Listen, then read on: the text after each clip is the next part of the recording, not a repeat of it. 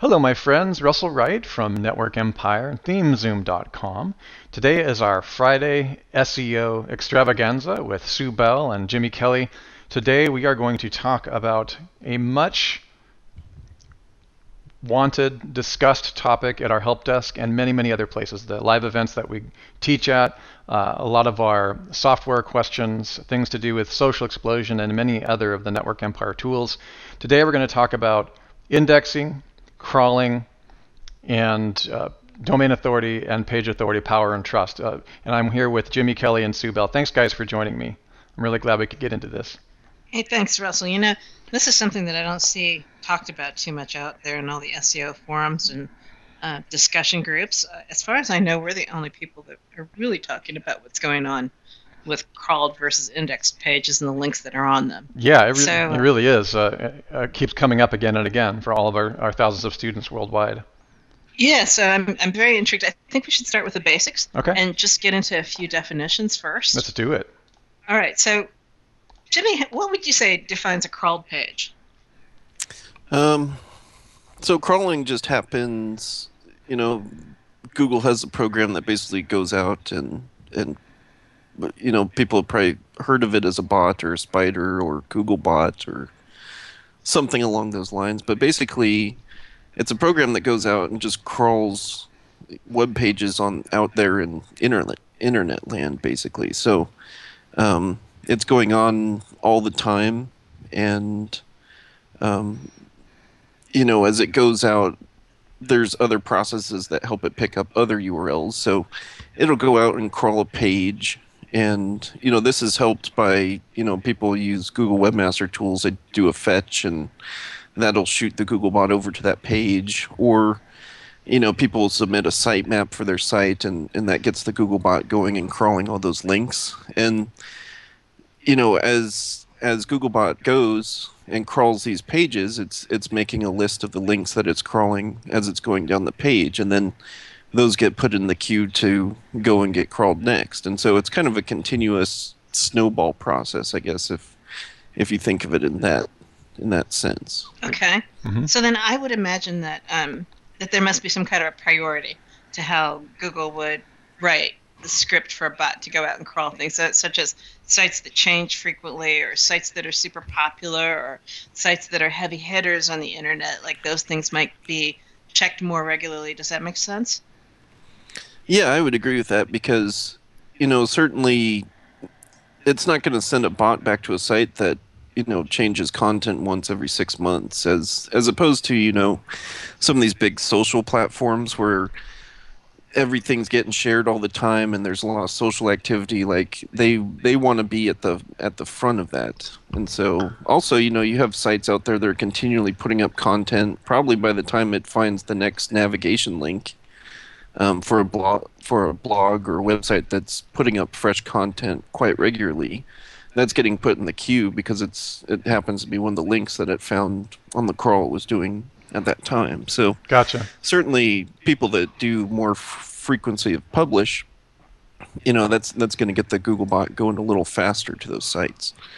That makes a lot of sense. So if I put up a post somewhere and I want to make sure that Google sees it, what can I do to get it crawled? Well, I mean, two things I talked about. You can go into your Google Webmaster account and you can go their fetch feature that they have in there, and that'll send it right away if you're just looking for a specific URL that you just published. You can go out, and as soon as you put that page up, you could recreate your sitemap and then resubmit that to Google. That'll force Googlebot to go to it. Even putting up other pages somewhere that link over to that page you just written about will even trigger that kind of thing. Okay. And certainly there's services out there that will go and help ping them and get more draw to some other pages that will help send those Googlebots in the directions that you submit to those pinging services. So. Okay, interesting. All right, so that's how you get a page crawled, and that's what crawling actually is. Now, what defines whether or not a crawled page actually makes it into the Google index?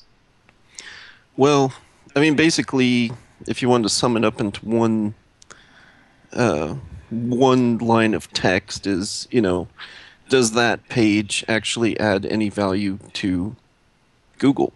So if you have something that, so for example, let's say it's a bunch of copied content, in most cases, it's not going to be indexed. I mean, there's some catches to that sometimes, but let's say you go out and you create a bunch of the same pages over and over and over again. Some of those might get picked up in index, but the mass majority of them will not. So you just kind of have to, unless you force them, right? So How would you force them? just you can go and submit the sitemap for the site you put that duplicate content on. Would be one way to force it, but then it's still up to Google's discretion to say, is this content quality enough and unique enough to Right. be in the index currently? Because typically when they see other content that's exactly the same already doing well, they just kind of pass it on by. So if there were 20 pieces of absolute duplicate content out there on the internet, how is Google going to determine which ones should be indexed and which ones shouldn't?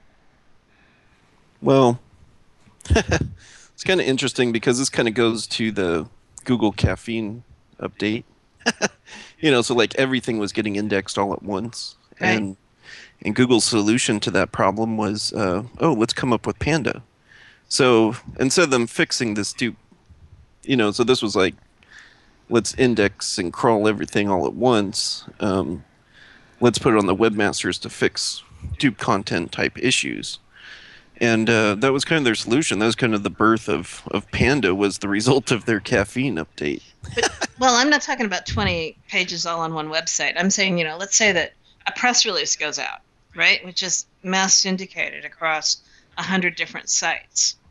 And I've seen my press releases, like they all seem to come up for a minute, and then most of them will drop away, and only one or two will remain in the index. So how does Google decide which ones are the valuable ones that it should contain in its index, and which are the ones that are less valuable that should be considered copies? Like maybe it'll be there, like, we've got other pages that are similar to this, hit this to see the rest of them, and then there'll be others that just simply never make it into the index at all, much less into the no man's land there. Well, I mean, I think a lot of that has to do with the authority or domain authority of that website, and certainly the amount of social engagement that authority site is getting. When they have something that's going viral or something like that, they want to stay ahead of that and making sure that they're putting those things up at the top of Google, because if something's going to get real popular, I mean, they want to be able to display that in their results. If that's what people Right. want or looking for, they need to be able to provide that. Right. So really think it comes down to the authority or the domain authority of that page, and then also the social engagement surrounding that site. Okay. All right. Good. So all of the usual things that you would think about: inbound links, page authority, domain authority, and just the whole viral nature of that particular page. That's going to cause one to win out over another, or for one to get indexed where a different article might not. Because I always notice, like on my larger sites that have got hundreds of thousands of pages on it, there's always 10 or 15% of the pages that just never get indexed. There's no reason for them to not get indexed. They get the same attention as everything else pretty much, but maybe they just don't get the same amount of traffic, or maybe they don't have quite the same number of inbound links, that kind of thing. Right, yeah. And, in Google's business, they're trying to provide the most relevant search result for, their customers, us, or whoever's putting in that search query. And, I'm sure they just want to provide the best type of result that's going to come up in there. So if they already have a few copies of it, they're going to probably use the ones that are a little better social signal-wise for that purpose. All right, that makes sense. So let's talk for a minute about if you've got a high DA page that doesn't get indexed for whatever reason. So you have a page on a site that's a heavy hitter site, maybe a DA of 90 or 80, and on this page that's not indexed, you have a link that goes to your money site. Is that kind of link going to hurt your site? No, it's not going to hurt your site. I mean, there's so remember, part of the crawling process is they're going through and and reading everything on that page, and they're also parsing links that they're finding in that crawl process to put into the next jump. So, or where the bot's going to go next, or put it in their, I'm not sure what system they had, but they're just going to put it in there and queue it for the next round of crawling that they're going to do. Okay. So then, would that kind of a link actually help my site? Yeah, it certainly can, because things that you read and see, a lot of it, even like with no-fault links, a lot of the time they're saying, oh, this won't help increase the page rank of your site, but really, take a look at what's driving the SERPs today. You're looking at high DA type sites, the authority of those DA sites linking to you, the links going to that site, and all that's going to play a big role, and certainly being, relevant to the niche that you're going after. I think Google takes all those kinds of things in consideration to see, is this going to move your site in the SERPs? I mean, for a long time, Google wasn't indexing like tweets and things like that, but they're slowly coming back in and starting to integrate some of those now. And, we've definitely done testing to see that, even though they weren't indexing it, that certainly gave a good boost to rankings. So. Okay, excellent. So since you just talked about Twitter there for a second, let's sally forward on that, because Twitter's one of the platforms that we use in Social Explosion. So so many of the social posts, like Twitter, aren't indexed. Are they crawled by default? Not all the time, because remember, typically, I would say Google will eventually come across them and find them, because at some point in time, let's take Twitter for instance. Let's say you do a tweet. Let's say you tweet all the time. You're tweeting every 5 minutes. Well, Google, there's a lot of changes and stuff on that page, but is it valuable content? Are people engaged with that? And kind of they didn't want to index those for a while anyway, but certainly they can find the links to those individual tweets from crawling the main Twitter page, right? So it sees and knows about the links, so it's certainly going to help your site, is what we've seen with other types of no-follow link tests that we've done. Okay. All right, cool. And then with Social Explosion, we go that extra step to make sure that everything gets crawled. So.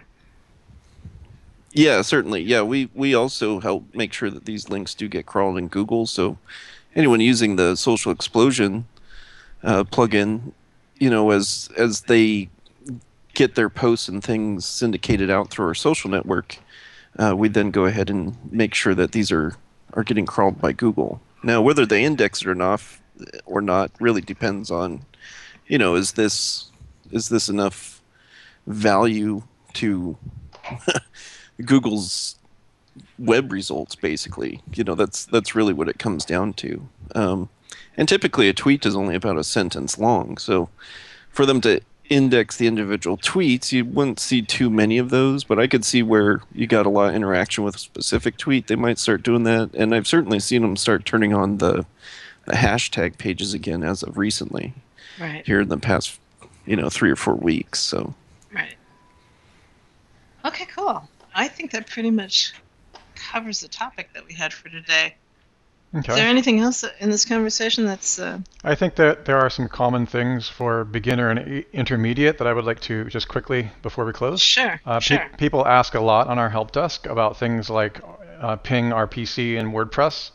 Does that actually help to have the giant expanded ping list that the RPC, XML RPC, list that WordPress provides? You can go to another page and put it in. Does that help the speed of crawl for your pages?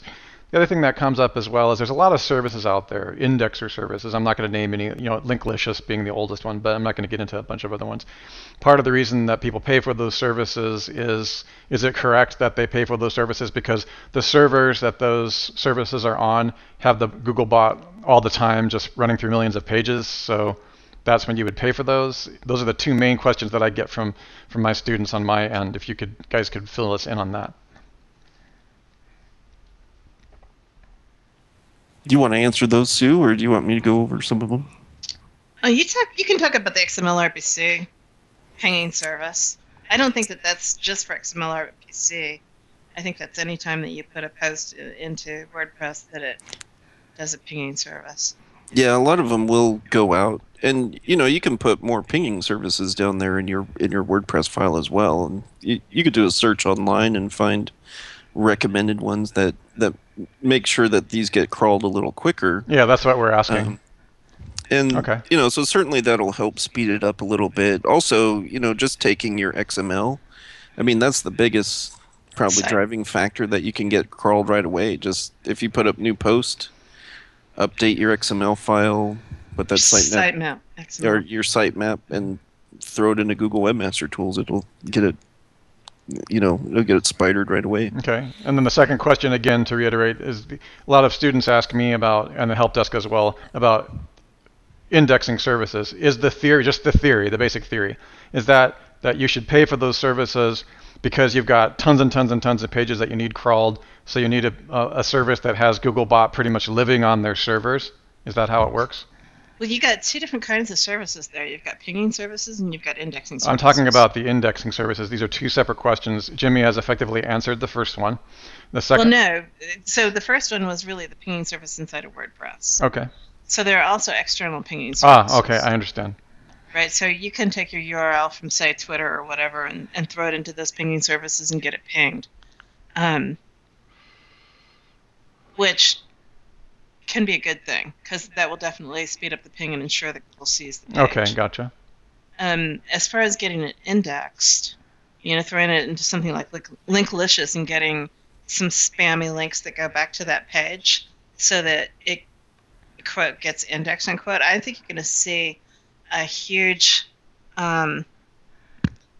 negative effect from that, actually. I don't think that that's going to provide you with the indexing service that it used to. Mm-hmm. I'm sure that they're constantly changing how they're putting their links to those pages in an attempt to get as much indexing info out of that as they can.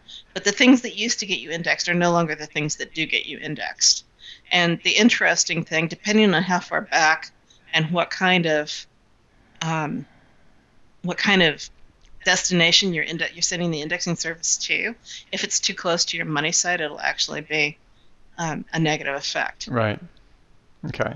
And that's why we have the WebRing system, obviously. That's exactly why we have the WebRing system. In fact, we recommend, and that's a whole other topic. Okay. Well, you guys have answered most of the question. I just want to be really clear, just like in a nutshell, because I feel like we've covered it, but it's not really crystallized.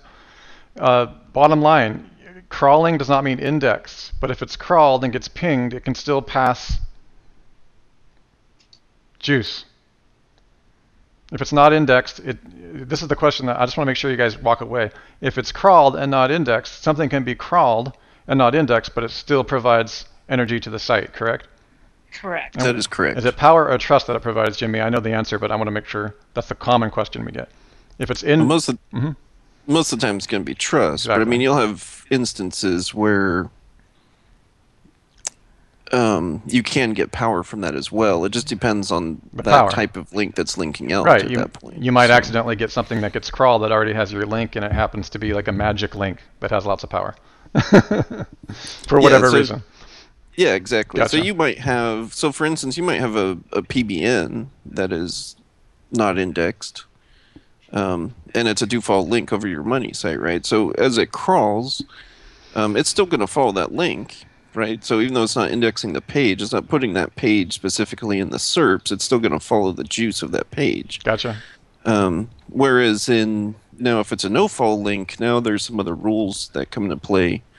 And, there's some stuff out there online you don't really know, but you do see a boost in trust. And we've certainly seen some keywords we've been able to rank with just using no-fall links as well. So got it. Okay, that really covers everything in a nutshell. Is that good, Sue? Can we go ahead and wrap this up? Yep, I think that's everything. All right, you guys. This has been Sue Bell, Jimmy Kelley, Russell Wright at networkempire.com. If you're not a member of probably one of the most advanced SEO, online traffic, and perpetual business models in the world, you probably do want to check us out at networkempire.com. Also, we have discussed something which you can see up here on the screen. This is WP Social Explosion. You're going to want to take a look at that as well. It's a plugin and a service that provides power and trust over time using a plugin for WordPress.